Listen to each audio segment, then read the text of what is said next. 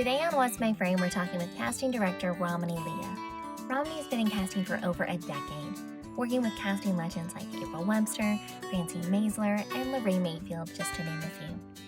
The majority of Ramani's career has been in television, working on shows like House of Cards, Bates Motel, and Criminal Minds. She considers herself an actor's advocate and most recently started a new business alongside 5 other casting directors called the Casting Director's Cut.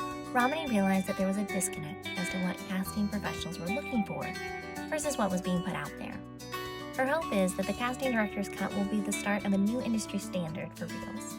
Please join me in welcoming Ramani Leah. Thank you so much for joining us today on What's My Frame. Thanks for having me. How's your day going? Oh, it's good. Just trying to cross off one thing on my list. Consider that a win. One thing at a time. Yes. Can you tell us a little bit about your journey into casting and why that was the part of the entertainment industry that really excited you? Yeah, so it really kind of goes back to film school way back when. And I was actually a theater major before I dipped into film. And much like everyone else, I was going through the motions and wondering what I was going to do with my life with a theater degree. So I decided the responsible thing to do was to go into film because obviously that's a lot more guaranteed. Not. But so I applied to film school, not really knowing anything about filmmaking at all, and realizing that I was kind of the weakest link because of that. But I did know all of the theater people. So I became sort of the go-to person for actors. Okay. And so I was, casting everyone's thesis films and short films. And I just kind of became that go-to person. And I thought, what, this is a really cool way for me to still be with actors and be around something that I really love, yet pursue something that I just feel more passionate about. So I moved up to LA with that intention, and obviously realizing that casting in Hollywood is much different than what you think it is. Mm-hmm.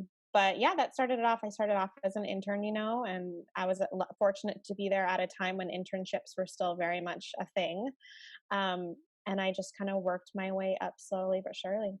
And what is one of your personality strengths that is an asset to your casting? Definitely having a theater background is extremely helpful. And I think, yes, casting is sort of a learned skill, but I think that you really have to understand actors and you have to understand acting in order to direct them. And I think that that's something you can learn over time. But I think what really helped me was having that background and understanding actors from the start. So when I was watching the people who I was working under, it all made sense early on, and I was able to just grow on that. So that's, it's hard for me to imagine learning casting without having that background. I know people do it, but it's very helpful. I feel like more often than not, you meet casting that is a recovering actor. Is what I like to Yes. call it. Yes. And they have some understanding of that that struggle and sensitivity that we're Yeah. bringing into the room on our end. Yeah. I have a feeling that self tapes are going to be the new normal, at least for a little while, as the industry starts picking back up, just for everyone's safety. What are some key elements that you look for that make a strong and memorable self tape? Yeah. So really, it's self tapes are so different in a way because you're kind of left to your own devices. When you're in the room, our job as casting directors is to direct you into the take that's going to book you the job. That is on us. And you obviously don't get that when you're self taping.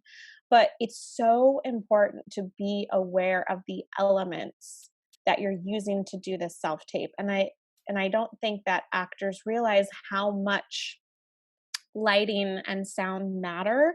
And I'm not talking about professional lighting or professional sound, but if you're doing some really great work and we can't hear you, it is so easy to get distracted.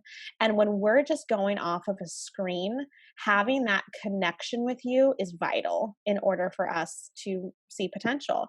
So all of those elements are going to help us have a better connection to you. And I would say, honestly, the biggest one is sound, because I can't tell you how many self-tapes I watch where it's like acousticy, or God forbid, the reader is overpowering the actor, thinking it's their audition, you know, or it's not an actor at all. It's someone's relative who's never read a piece of sides in their life. And it's just very distracting. Uh-huh. So just keeping in mind those elements and making sure, and there's so many ways, and we can talk about this too if you want, but there's so many ways to record a self-tape, even if you don't have someone physically in the room with you to do it.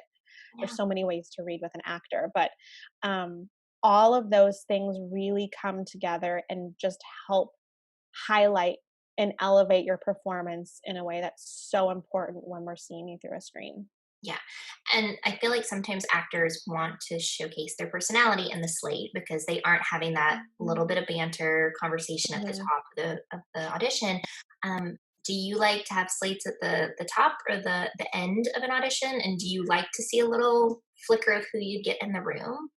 Yeah, I mean, I many times actors when they submit their self tapes, they do it as separate clips. Mhm. So when they send in a couple of takes, usually the slate is a separate clip. And what we'll do on our end is usually, and I speak for myself and my experiences, but we'll always put your slate last.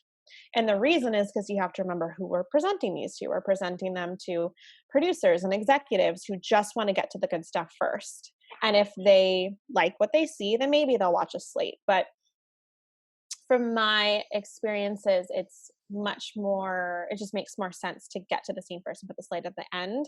So if you're going to send in one clip, I would always suggest putting the slate at the end. In terms of slates, I don't mind seeing like a hint of personality if you want to. Yes, many actors do that, as long as you are quick about it. The slate's main function is for us to see your entire body. So a full body slate, even if they don't ask for a full body slate, they probably meant to, you know, because these people are not seeing you in person. They need to get a full sense of you. They need to see what they're getting themselves into, right? So a full body slate, meaning zooming out completely, not panning down, because that can be um, very deceiving. So a full body slate stating usually just your name and height. If you want to say something super quick, whatever, the worst is when I see actors do this like really slow, dramatic pan down, and I'm like, get to the feet. You know, it's So just then we got to come back. yes. Oh God, we have to come back up, but it's just like, again, if you have to say something at the end, fine, just make it short and sweet. Yeah. And can you go back just for a second? Because right now with, the quarantine and stuff, you said that there are some other options Mhm. for self-tapes without having another actor in the room and not Yeah. using those apps where it's your voice Yes. on both sides. There's a few apps out there, but really, a real simple way, and this would just require two devices, which I think most people have, but you can Skype or FaceTime another actor, right, on one device and then record yourself on the other device. So you just email them the sides, and you can FaceTime with them. You can rehearse a little bit, and then you want to set up your other device. So it can be an actual camera or a computer, and you just want to record obviously only yourself. And the nice thing about that is you can kind of you can really choose someone who you want. You can rehearse it a little bit before, and also that reader, you can adjust the sound. So, if they have a little bit of a stronger voice or a little more powerful, you can turn that down and you don't Exactly. have to worry about it. So that's a really easy way if you don't have someone in the room. Can you tell us your favorite and least favorite parts of your job? Yes. So my favorite part is being in the room, definitely. Um, my absolute favorite part is just being in the room and seeing some magic happen. Um, Whether it's someone coming in, and we've seen a lot of people for a role, and I'm starting to feel a little, you know, self-conscious about maybe my ability to cast this role, and then someone comes in and that's it, and those moments, those aha moments are so incredible, and obviously you will hope everyone has that aha moment with you. But it's just so fun to see someone come in and like this role was written for them. it's just a really cool experience. With that said, that also the least favorite part is when you have those moments and either no one else sees it, which happens, there's a lot of people who have to agree. And especially, you have your own vision the way you read it. The writer who wrote the character has his own vision. The showrunner has her own vision, so, and then you have to get the studio and the network on board. So even more than just trying to get everyone to agree with your like absolute favorite idea, what's sometimes even more not as fun is having the creative team be really, really excited as well, and then having them not be approved. And there's a number of reasons why that actor might not be approved, and it usually is a legitimate reason. Mm-hmm. But and it doesn't happen all the time, and certainly there are times when the showrunner can go back and really fight for what they want. But it's always a bummer to feel like you're like nailing this role out of the water, and it's just not clicking for everyone. And sometimes I'm like, why can't I just cast this myself? Just trust me. I know what I'm doing. But then we'll inevitably, have a larger conversation about what it is they didn't see, and then we'll go back to the drawing board, and then that next person will fill that, and I'll kind of understand why. And maybe it's just kind of like a disconnect there, but Yeah. yeah. Oftentimes, when you guys are sent back to give more selects, are you pulling your second round of selects from your initial reads? Or are you tweaking the breakdown and actually having brand new actors come in? How do you guys Yeah, handle that? really good question. So, it really depends on how we feel about the selects that we've sent. If, for example, we send 10 people who we really feel like we just nailed this role, and then they come back and they're not crazy about it, we definitely feel like we're missing something. Mhm. Because if we go into that pitch feeling really confident, then there's definitely something that we're missing. And we want to make sure that before we go back to the drawing board, we're on the same page. So, in that sense, we'll have a call, or we'll just ask some specific questions over email and say, well, what is it that you're missing? Yeah. And 9 times out of 10, there is something specific that they were looking for that was not relayed during the concept meeting. Hmm. Interesting. Yeah. So you wanted, like a broad 6'7" type of a guy. Didn't know. So, Really good idea for you. yeah, in that case, we would re-release a breakdown. If it's something really specific that they were looking for and we didn't realize it initially, then we'll go back and we'll re-release a breakdown. Unless the reason we didn't send them is because we thought that they were too out of the box, maybe for the role. But maybe they were looking for something a little bit different, then maybe we'll do that. We have to, we're pretty strategic about it. Yeah. But if they're just not excited by anyone, then yeah, we'll go back to the breakdown. Many, many times, if we feel like we're not seeing something that they're going to respond to, we'll call up the agencies one by one and say, we're not getting this role. Tell me on your roster who we're missing. This is really what they want. This is the prototype. Who am I missing? Wow. Okay. Mhm. That is, you guys are really like combing through all of the options Yeah, to find it's your person. part of the job. I think it's so important for actors to remember that every creative player is a creative and one that's on their own journey. Now, you just started a huge new venture, which we're going to get to in a little bit.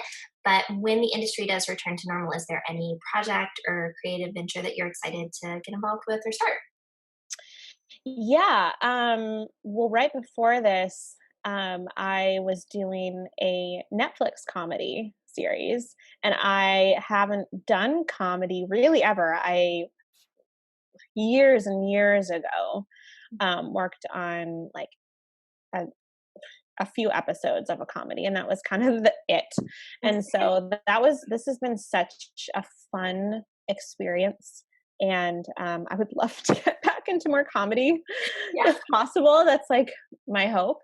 And working with Netflix was so amazing too, so that would be awesome. Yeah. But yeah, we'll see what happens. I mean, it's going to be an interesting transition back into things. A lot of actors are working on updating their materials and headshots right now. And what materials do you feel like are strong examples Mhm. that actors should strive for in their materials? And what are some of the elements that we can have on a breakdown services profile that Mhm. makes casting's job easier? Yeah, Because sometimes less is more, but we as totally. actors can't hear that. Mhm. I think the best way to help actors understand their tools better is to, and I'll try to do this as quickly as possible, is to run through our process of going through submissions. Hmm. So, like, for example, we obviously get a lot of submissions per role. And in episodic, we have 7 to 8 days to prep an episode before the first shoot day. Sometimes there's 20 roles per episode. So we have to be so efficient with our time. It's vital. If we feel like we are not getting a role and we have to go another day, and God forbid another day, we're losing so much time on all of those other roles. So it's so important that we get it right, hopefully on the first try, meaning the first session, the first day of seeing that role.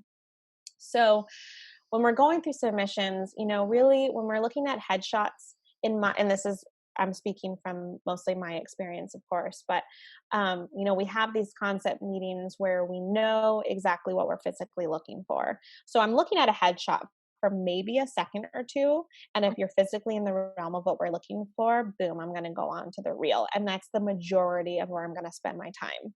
And that's why I talk about reels so much, because when we are going through submissions and we release a breakdown that day, everyone in the office is watching reels pretty much all day long. It's a really long day Oh, where we're all kind of silent with our headphones on and we're just watching reels all day long. And obviously, there's not enough time in the day to watch the entirety of someone's reel. It's just not realistic.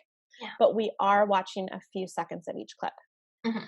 And what we're looking for is ability, right? So, what's important to remember is that each tool serves a different purpose. Your headshot tells us what you look like, your resume tells us your experience, and your reel tells us what your ability is as an actor. Yeah. Because we're spending the majority of our time looking at your reel, that is really the bread and butter of your career in terms of getting more auditions, booking more jobs. I mean, the reel serves several purposes. Obviously the biggest one, getting you in the room. So, I always tell actors, if you don't have any footage on your account and you're getting auditions, I would love to know how.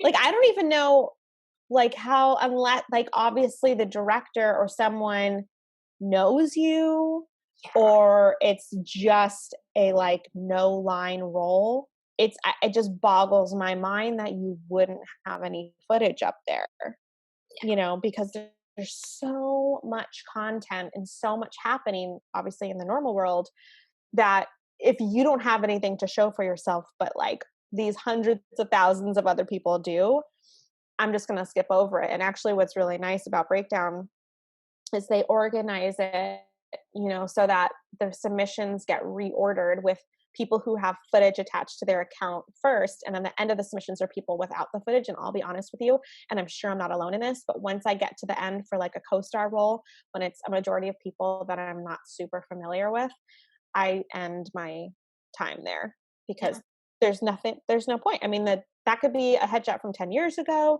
That resume could be all just fluff. Yeah. I don't know what to believe. So once I hit the end with people who don't have footage on their accounts, I'm done with that role. Going off of that, if you have seen an actor in a play or guesting on another show and you're not familiar with them, what gets you excited about meeting a new actor and bringing them into your room? Yeah, I mean, I think it's just a special quality that I'll see, that's just either just this person has some really interesting, nice moments. Um, that's definitely happened with a few plays that I've seen around town, or even um some smaller roles on TV shows. I sit whenever I watch TV, I'm IMDbing through the whole thing. My husband gets so annoyed with me because he's like, "Can you pay attention?" And I'm like trying to, I'm like, "Who is this person?" You know, because one, it's part of our job, and two, I'm just curious. And then I'll go down this whole rabbit hole of like, oh, they were in this or whatever, and then I'll realize, oh, they haven't done a lot. Like, who are they with? And I'll just kind of go down that way. And it'll be really exciting when they get pitched and like, oh, they just did this episode. I'm like, I know, I saw them and I thought they were amazing, and I'll get really excited. And sometimes I will reach out to the reps, usually more after I see theater. But I'll reach out to them and say, hey, I saw so-and-so in this and they were amazing. Like, tell me more. Like, how did you find this person? Where are they from? Are they in LA? You know, because sometimes you see theater and it's like a touring show or, you know. So yeah, it's not really anything specific. It's just you see someone and they're so good and they're so interesting and you wonder why they're not doing more. Yeah, their skill is just attractive. Yeah. Actors often fall into the trap of thinking the best way to book drama is by crying in the room. I've seen it happen a lot. And if, for all those actors listening, if you have a kid in your class that can cry on cue or drop a tear from one eye, you can't get them to be quiet about it. Can you tell us from the casting side, though, how much does that affect your decision making? Is that something you're really looking for? Because we can all start working on that special skill while we're quarantine. But I'm sure. So the key thing is that it all just has to be authentic, right, and appropriate to the scene. So of course, and that goes that there's two things I want to say about that. Is one, again, it has to make sense for the scene. So if you and one thing I always like to talk about specifically with drama, and especially with a scene that revolves around a traumatic incident, which many times when you're crying, it's because something traumatic happened to the character. And I always ask actors, how long ago did this incident happen? Because obviously if it happened a few hours ago versus a few years ago, you're going to be in a completely different mindset. And also to take into consideration the different stages of grieving. There's denial, and then you go to anger and bargaining, and there's all these different stages of grief. And you as an actor has to decide which stage your character is in and let that reflect the performance. Because if something happened to your sister 5 years ago and this scene is about making that moment right or even revenge, are you really going to be bawling through the scene, or are you going to be kind of pissed off? Yeah. So it's much more about making the right decision than just crying. The other side to that is not focusing so much on I have to cry, but letting there be a build. And many times, like, think about you as a person. When you're talking to someone else, you don't want to cry in front of them. You might be feeling all these feelings, but no one enjoys crying in front of another human being. So certainly as an actor, to have that inner monologue and to feel all those feelings, but many times the appropriate choice is to try to fight that. And that's a really powerful choice. And those are usually the performances that are super strong, where we see someone struggling internally so much, but they're fighting that because they want to seem strong, versus someone who just comes in and just kind of lets it all out. And then what happens is many times there's an arc to the scene, and actors are so focused on crying that they can't change their thinking, or they can't change that inner monologue. And now they're supposed to be in a different place. And again, you just have to make sure that all of your choices are appropriate to what the character is going through. And that's all based on your work and your homework on the scene. Thank you so much for putting that so well, because I think actors often, in a lot of these like very high stakes emotional scenes, they kind of forget the human element of it. It's like, how many times have you seen an actor that is lost in a scene look up? Yes. No real human looks up when lost, but it's this like after instinct of I things to do. know. So hard to break that too. I say that all the time. And especially with like, you were just saying like the one tier thing. I mean, like, how many times have you had a conversation with someone where they're super serious, yet one tier? I've seen great work with actors, obviously who have done that, but it has to make sense. And usually when stuff like that happens, it's because they are so engrossed and connected with the person they are talking to that it's a natural occurrence. And just what you're talking about, like creating for yourself a timeline of the grief is Yes. like, Yeah. it's just as important as your moment before of what happened Yeah. before this conversation. Yes. Yes. Excellent information. Thanks. Actors often want to feel productive, Mhm. and a lot of times that just equals expensive mailers, emailing newsletters a little too frequently, things that don't truly move the needle or leave a positive impression for casting. What is a more positive way that actors can stay in touch with casting and stay on their radar? Yeah, and I get it because I think as actors, there's not a whole lot that you can control in your career. So doing all of these mailers, dropping off Portos treats, like these are all ways for actors to feel like they're doing something proactive. But Mhm, is it actually proactive? My opinion is no.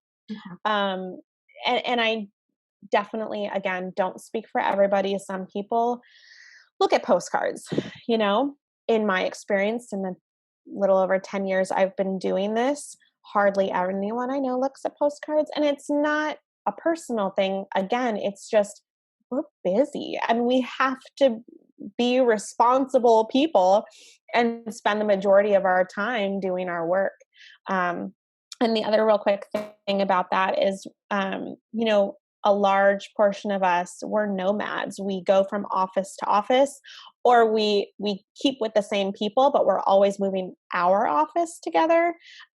So many times when actors mail something, we've already moved and they don't realize that. And that's a huge waste of time and postage. Or if they're sending it to a studio, there's like a whole mailing filter system where it goes, first to the mailroom and then the production PA filters it out by department and then it gets to casting and then it'll go to a casting assistant and they're super busy. And by the time they have time to sort everything and they even choose to put it on our desk, many times the role that you're mailing us about has been cast 2 weeks ago. Yeah. So anyway, I just wanted to clarify that side of it, but really it's, again, it seems simple, but it all comes down to your actor tools and your craft. And that's really it. And if you're thinking, but I can do more, then do more in those two things, um, put more time into your craft. And it doesn't even have to be, I mean, certainly acting classes are one of them, but you've seen so many self-tape challenges, monologue challenges online these days. And these are all things that we can still do once we come out of this. And it's such a great way to practice self-taping, but to also watch yourself back and see, maybe the choice. And obviously you should always be watching back your self-tape before you submit them, but I don't think everyone is. And maybe even just getting like a group of actors together even right now and taping scenes and giving each other direction and giving each other feedback and taping that and seeing if that changes anything for you. I mean, these are all very productive things that are certainly helping you. And maybe you'll get a piece of gold out of it, which is a bonus. But also making sure that your actor tools are updated. Headshots, I am not very strict, I guess, about being updated that frequently. It just has to look like you. Yeah. That's it. If you have a great headshot and it looks like you, don't go spending money on more headshots. That money can be better spent on something else that's going to help you right now. Certainly updating your resume. If you're behind on a couple credits, put that on there. But certainly, obviously, making sure that your reel is updated and making sure that it's showing your ability as an actor. Your career spans countless hit shows, features, fan favorites. I know it's probably impossible to pick just one favorite project, but do you have a role or an episode that you're especially proud of casting?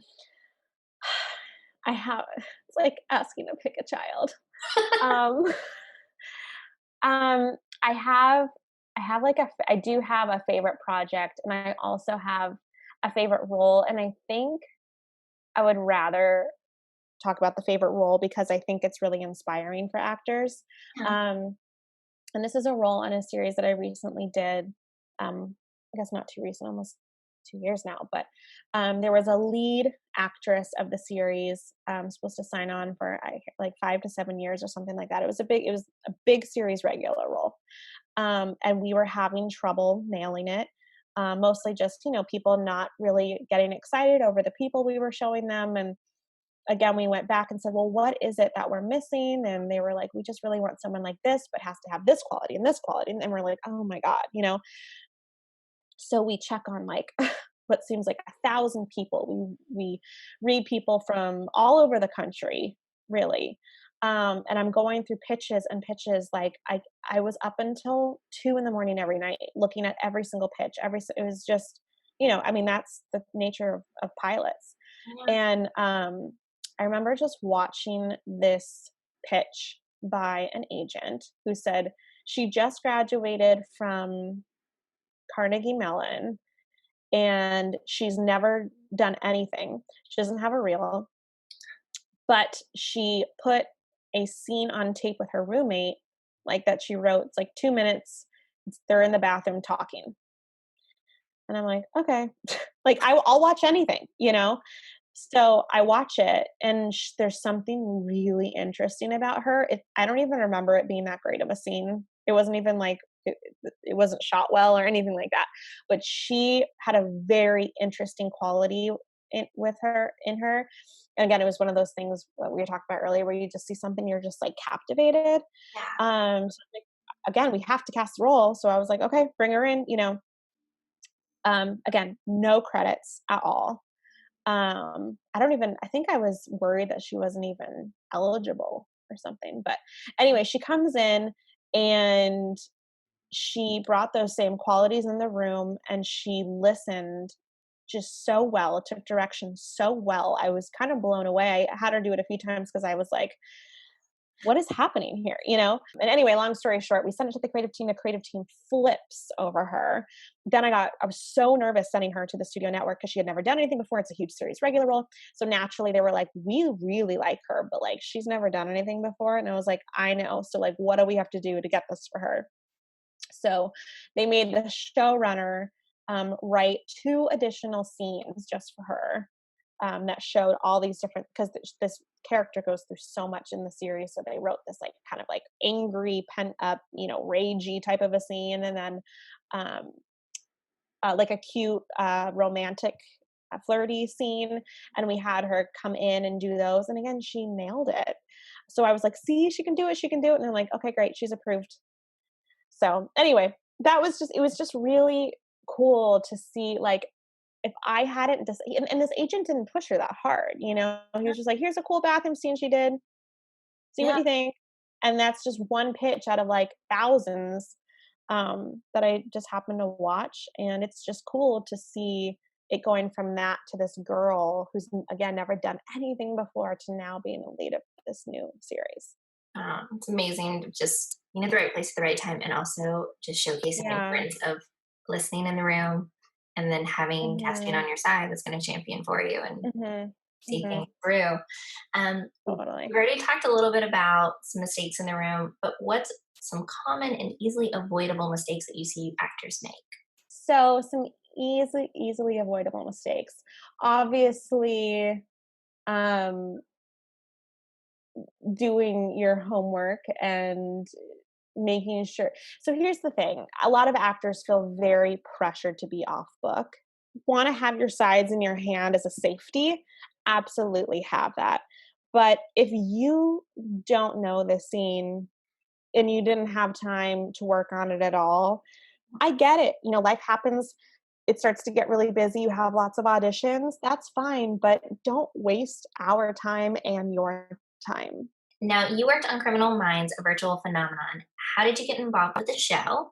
And for actors, sometimes procedurals and crime drama sides can be really daunting. Do you have any advice for actors that are prepping sides that have complex dialogue or heavy action, and where to put their focus on that? Yeah. So I've been involved with Criminal Minds a little bit later in the series. A friend of mine, Becky Silverman, was casting it, and I was kind of in this limbo state of trying to figure out what my next move was. And they were looking for someone to fill a gap that they had, and I was in the right place at that time, and I love her, and so I jumped in, and I was so glad that I did because I have never worked on a show with more of a family vibe and such a loving community of people Mhm. from the crew to the cast. I mean, that's kind of like what it reminded me of why I love TV more than anything, especially working on a show that's been on for like, God, like 15, 16 years, you know? Yes. It's just, it's just amazing. But it also was really an interesting learning experience because I had never worked on a procedural and I had never worked on a non-serialized show before, which is also interesting because we're so used to casting these major recurring roles at the beginning of the season. Um, and then having sort of a slow period towards the end, whereas with Criminal Minds, there's always a new story, there's always a new unsub and new victims and things like that. So that was interesting. But what I had learned was, my gosh, so much about these types of, you know, scenes and these procedural roles where there's a lot of action Mhm. and a lot going on in the scene and they don't really know how to handle it within the room. And I think the biggest takeaway from that was especially the victim type roles where they're like bound and gagged and like someone from a knife is coming towards them and all this stuff. And I think part of the problem was we were in a really small casting space. It was like a trailer essentially. And it was not an ideal auditioning situation by far. But sometimes that's what you get as an actor. You walk in and you're like, this is where I have to do my thing. And it's just like, not our fault, dude. This is what they gave us, you know? You got an You got, audition. Let's be excited. yes, exactly. So I think because of that, I don't know if it was only because of that, but one thing that I noticed a lot of was that um, actors were really holding back, and especially roles where there was an unsub coming at them with like an axe, you know, and they're like bound and tied and they're like, no, no, please. Oh, no, no, no, no, no, no. And I'm like, is that really how you would act if someone was coming toward you and you were bound and an axe was coming at you? Like, Yeah. come on. You know, the whole reason these shows work is because of the believability factor. And Mhm. that is your job, you know? So a majority of the time, all we were saying was, do it again, you know, like someone's coming at you with an axe, like, come on, you know, like in the nicest way Yes. possible, of course, but just giving them permission to like put themselves in that position. Look, I'm sorry, it's a Tuesday morning at 9 a.m. I don't want you to have to think that like put you in this mind space right now, but this is what we need to do, you know? So take the time that you need to get there. And I don't know what it was, but a lot of actors didn't give themselves permission to really get to that space. And Mhm. again, you just have to go there. I mean, even if it's a little weird or a little awkward, um, especially when you come in and the lines are literally like, no, please help, please no. And you know, I Yeah. mean, obviously scenes like that, in my opinion, focus much less on the words on the page and much more about what is happening to the character, because obviously the whole point of those words are just to show the audience that you're about to die. You know, I think actors are so spend so much time thinking about, first it's like, please no, and that, you know what I mean, and I'm like, just let go and just go for it. Another thing is with the action aspect, and like sometimes there were some like guns involved and props like that. One thing I want to say that I think is an obvious thing, but I still see it happen all the time, is to never, ever, ever, ever, ever, ever, ever bring in any sort of a prop that is resembles in any way a weapon. ever. And it should be an obvious thing, but I see it all the time. I've had cops who are also actors bring in their actual gun. They assured me it wasn't loaded, but still, I mean, I am 100% not paying attention to your audition if you bring in something that looks like a gun and you're pointing at my face. Like, it's 2020, people. That's not cool. No. You know? And that Um, applies for tapes as well, wouldn't it? Like, yeah, I mean, I think some people think that self tapes is more like free reign. We're going to go crazy with props and turn it into our own one person play. yeah. But it's still like there are things that just common sense. How would you feel if the roles were reversed? Yeah. And I've seen a lot of actors use their phone. Hmm. Just feel like they need something to put them more in that headspace, and that's fine. I've seen a lot of actors use their phone. Like, I know it's a phone, Yeah. or some people just use their hands. I'm not against props in general, Hmm. as long as they are not as long as they're safe and as long as they're not distracting. Yeah. You know, I mean, um, you can even roll up your sides and have them like tubular. totally. If you're a doctor going over a chart or something, and that's part of the scene, like, sure, hold up a clipboard. Yeah. That's going to help you. Yeah. So I definitely want actors to do things that are going to help themselves, but obviously make sure that um, they are being aware of what's appropriate and what's not. And then one last thing about the dialogue, especially with procedurals, and there's a lot of jargon and sometimes um, lines that are just the only purpose for them is to deliver information. Yeah. And I think one big issue that we see a lot of is actors trying to make the scene about themselves when it is not about them. Yes. And I understand. You want to come in and you want to be the best that you can, but the purpose of, for example, a medical examiner who is examining a corpse and giving a detailed autopsy report on their findings, the point of that is to give our team the information they need to go and solve this case. Yeah. It's not the medical examiner show. Mm-mm. No, you know you are the conscious stream of thoughts for the audience. You yes, are yes, educating them without, beating the audience over the head and making it obvious. You're just yes, subtle information and you're serving yeah. the story, not trying to get your own spin-off show. Yeah, and I'm talking about a medical examiner, but you could say the same for any professional. These people in real life, they do this every day. Yeah. So if you come in and you're like, I saw that he had some gash wounds on his neck. This medical examiner, this is probably the 10th body he's examined today. He's not that amused by it. Yeah, He's exactly. just delivering the information. It's the same where if you go to a doctor's office and they're like, your vitamin D is a little low. Did you know that?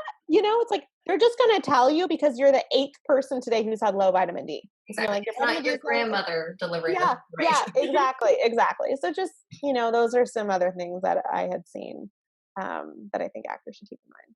Yeah. Now, I have the privilege of having worked with you in the past, and I know firsthand what an actor's advocate you are. And that has led you into some brand new territory in the industry, creating the casting director's cut. Can you tell us a little bit more about the casting director's cut and how it came about? Yeah, so it really came about just in watching reels, for my job, and just hearing other colleagues and coworkers have the same frustrations that I did, which is watching reels that have elements that don't help us. Mhm. So whether that's fancy montages in the beginning of a reel or not seeing strong work first, um, it just doesn't help us, which in turn doesn't help you. And I just kind of had this idea one day where I was like, I wish that I could help actors from my own perspective edit their reel so that it works better for us, Yeah. And I think what has been happening or what has happened in the past, which makes sense, is their reel is being edited by other actors or the feedback is coming from agents or managers. But even agents or managers, you know, do not do the work that we have. They're not watching reels for the purpose of casting actors. yes, they watch a lot of reels. Yes, they know actors very well. Yes, they understand this industry, but unless they've been a casting director themselves, they're not watching reels with the intent of this, I want to get this person a job, or this is going to get them a job, or this is going to get them approved by a studio network. Casting professionals are the only people who do that. Yeah. So there's so many misconceptions on rules and things that have to be part of your reel, and most of them are not true. And my hope more than anything was to create an industry standard for creating a reel that can help casting professionals, which in turn helps actors. So the idea behind it is that we edit your reel, but before we do, myself and 5 other casting directors, whoever is available during that time, we're all casting directors. We've all done this for 10 plus years. Whoever is first available will review your footage, and then you'll have a 20 or 40-minute consultation regarding all of your footage and explain our process and explain what we thought about the footage and how we're going to construct it that we think puts you in the best light and that is going to help you in your career most. And then right now, as you've seen during quarantine, I'm trying to use our Instagram page, The Casting Director's Cut, as a way to provide free resources for actors via IG Lives, or just resources that we can put out there in terms of debunking casting and acting myths and different terminology, and just providing different resources for actors right now during this time. We just did a big challenge to get actors, a little more focused on what they can do with their time right now. We're going to do another challenge with one of our casting directors next week. So I'm trying to make that an acting resource passion project that Instagram's on the side in addition to the company, from a casting perspective, because I think that there's lots of great resources out there, but I just want to make sure that all of these, thoughts and theories are coming together in a clear way. Because again, there's so many conflicting opinions out there, and it's hard to know what to believe. Yeah. Well, thank you so much for starting something like that. Last question we ask every guest on the What's My Frame podcast. What's one thing you wish you could go back and tell your younger self? Oh my gosh. This is the one that I would love to think about. I think if there was one thing I could tell myself,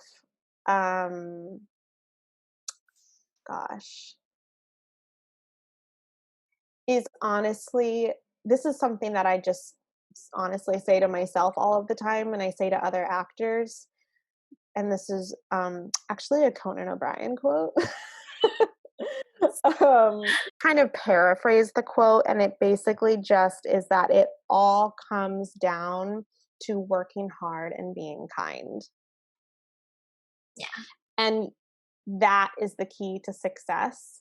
And you have to focus on both.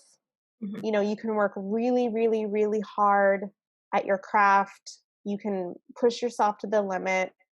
But at the end of the day, people are going to remember your kindness and your loyalty to them. And that is what people are going to remember. And that's where people are going to want to give you more opportunities because of that. But you can also be a really kind person. But if you're not putting in the work, that's not going to get you anywhere too. And it's really just the two of those combined. And I really try to use that in my professional career now. But I think if I focused on those two a little bit more together, I think that a lot of success can come out of it.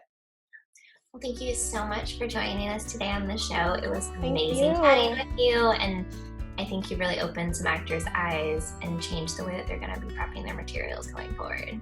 Well, thank you so much for having me. I think it's a great time to, listen to things like this and utilize all these amazing resources out there. Thank you so much for joining us, and to my guest today, Ramani Leah.